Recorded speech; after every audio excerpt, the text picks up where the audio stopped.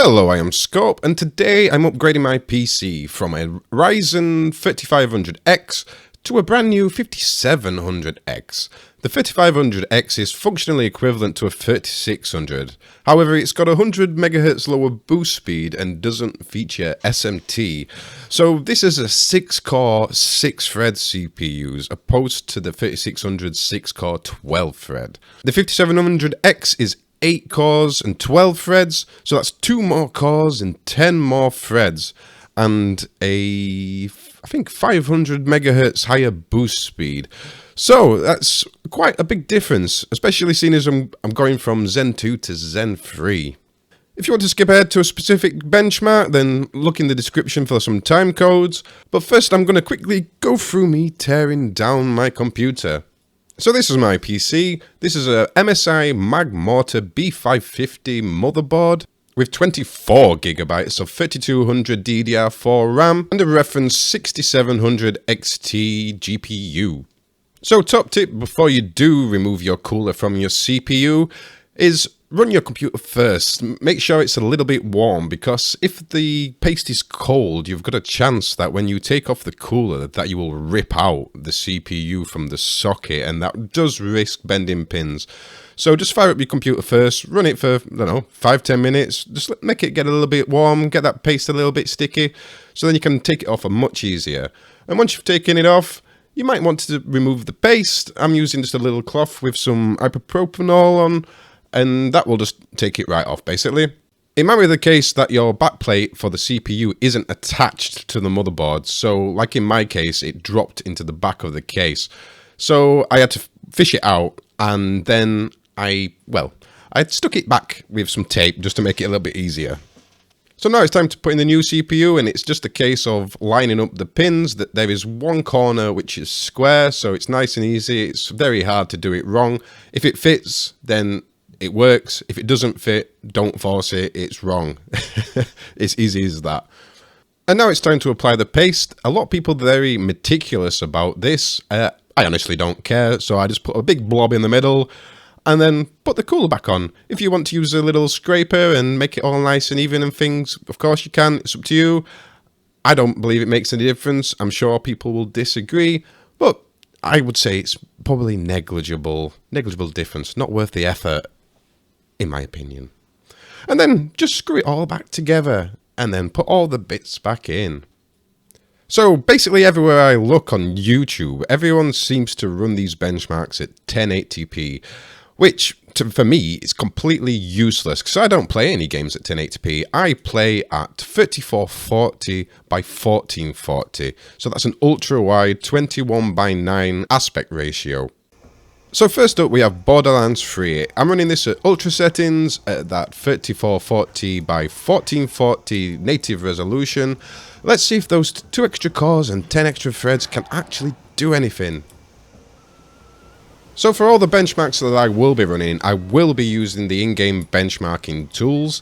Some YouTubers don't believe that this is good because the inbuilt benchmarks aren't always representative of the game itself. I, however, think it's more important that these benchmarks are comparable. So, you know, when I see people doing benchmarks online, I can't run the same benchmark. Whereas if I use the in-game benchmark, then everyone else can run the same thing and look and compare it. So I think it's worth doing the in-game benchmarks and showing you it in full so you can run yours and see where yours differs. You know, you might have a specific point where yours dips really low and mine goes really high, or the opposite way around, and we can use that as a discussion point to see if it's the CPU, GPU, or any other sort of bottleneck. So I think it's worth it. If you don't, like I say, skip along if you haven't already.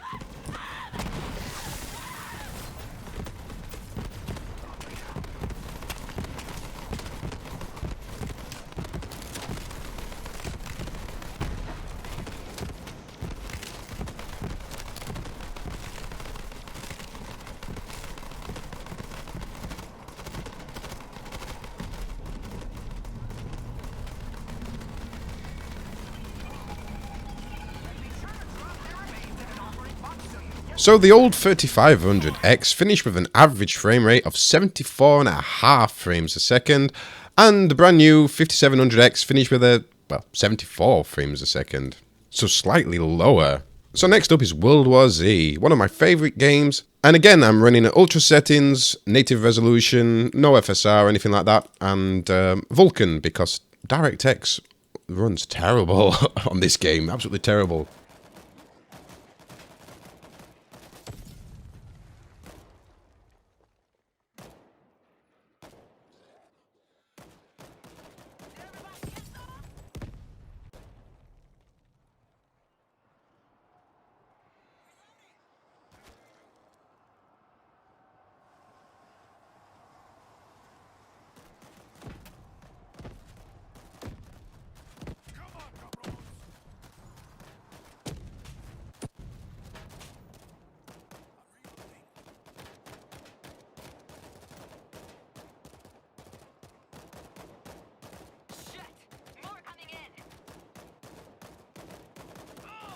And once again, not a lot of difference. The old chip managing 140 frames a second on average, and the new chip 141, so basically no difference. And now, the good old faithful Shadow of the Tomb Raider bench. Do note that I am using Relive to record this footage, so this will be using some of the CPU and probably GPU resources. The reason that I am using Relive rather than my Elgato external capture card is that when I've got my capture card plugged in, this game will only output at 1080p. The capture card only captures at 1080p, but with all the other games, it lets me run at the full resolution then down scales to the capture card. This game will not.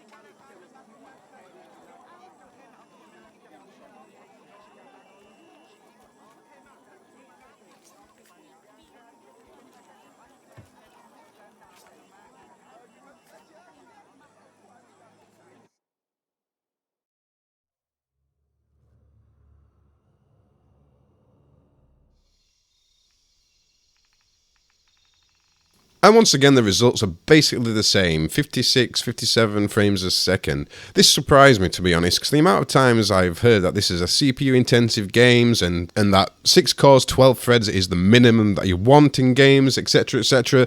So to see that the 6-core, 6-thread CPU is matching the 8-core, 16-thread CPU was, yeah, surprising. And now one more final gaming benchmark. This is Assassin's Creed Valhalla. With this one, I am using OBS to capture the footage. This would be a pretty common scenario if you are a streamer or a YouTuber and you've only got one PC. So running this game and OBS at the same time might be something that you want to do.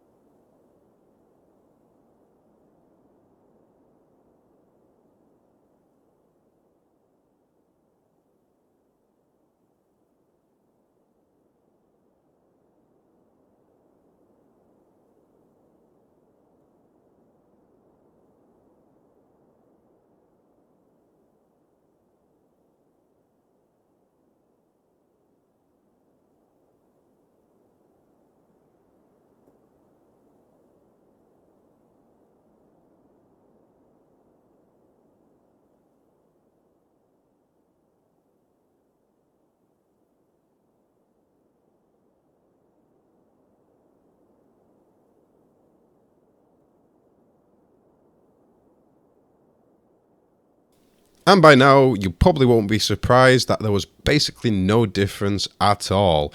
The lows look a lot better on the new CPU, and also I think that the footage that was recorded is a lot smoother on the new CPU. The old CPU was a bit jittery. And now for just one final test for something that isn't gaming related, and this is DaVinci Resolve, where I make all my videos. And this time is in minutes and seconds. I've sped it up so it's a lot quicker, but as you can see, the new chip finishes in 3 minutes and 35 seconds, and the old chip takes nearly twice as long.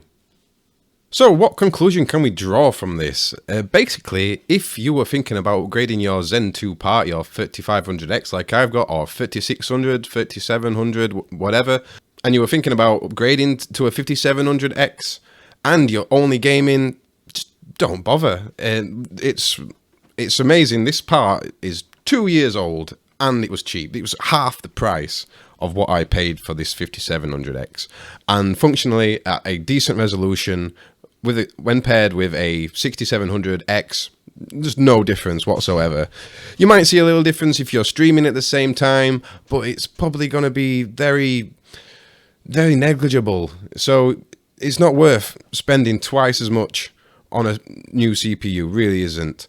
The only place that it makes sense is rendering for me, is it cut the time in half for every video I tried. Also, when I was using Handbrake, again, I did a couple of videos on the old CPU, it took 10 minutes, on the new CPU it took 5. So if you are making videos, yes, it makes sense to upgrade to the new part.